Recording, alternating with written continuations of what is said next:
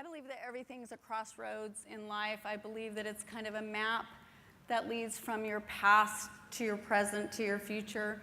That's kind of the way I've always lived my life, and I think that many things in my life have changed to really go there. I grew up in a very large family in rural Nevada. I'm one of 8 kids. I'm kind of 6th in the lineup.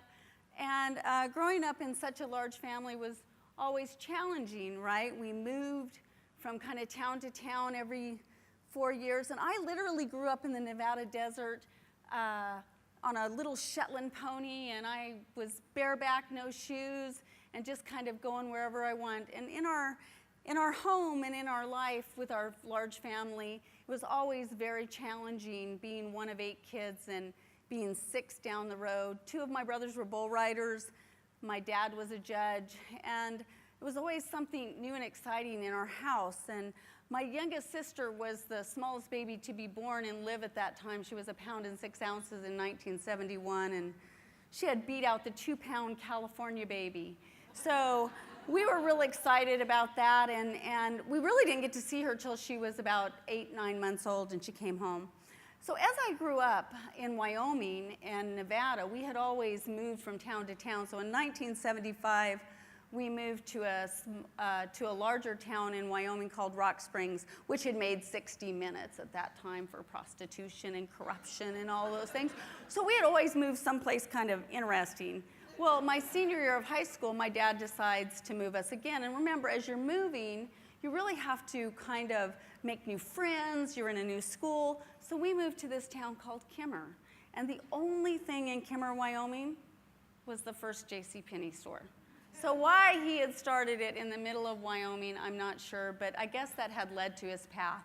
And I believe that everything starts with a trail, and you're on a path, and it's where you're going to go.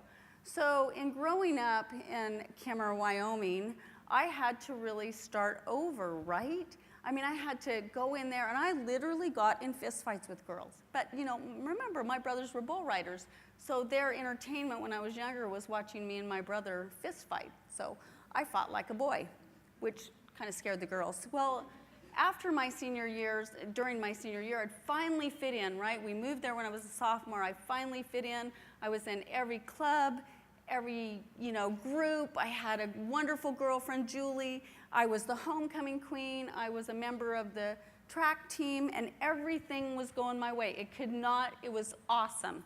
And then it happened. In December 6th of 1981, our ski club had went to Utah to ski for the day. My girlfriend, Julie, it was her first day skiing. I talked her into being on the ski club. As we descended down the mountain that day, we lost our brakes.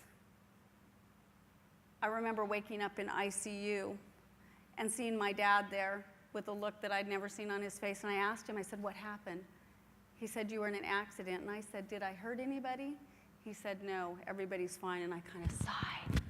And I was like, good, everybody's fine, right?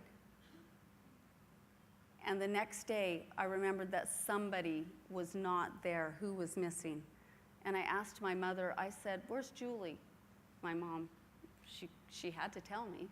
She said, "Julie died next to you on the road that day because we had been thrown out of the bus."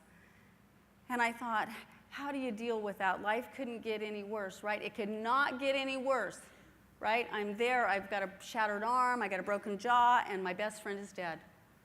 And the next day, I thought, something's wrong. I said, "Mom, I can't feel my legs." She said, "You're paralyzed." So today, I advocate on behalf of people with disabilities. I took a tragedy. My family is a very big part of who I am, my kids, and I work with senators and members of Congress and the administration. I get to hang out with some very cool chicks at the White House. And I took all of that tragedy, and I made it into what I really needed to do for my life. And I encourage all of you to do that, and no matter what you're doing, if you're starting a new business, you're working to go to a new job or school. I have a Homeland Security degree. Really, I don't use that.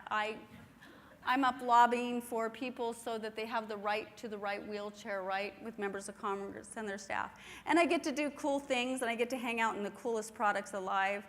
And I encourage all of you to follow your dreams and take tragedies and make them into promises. Thank you.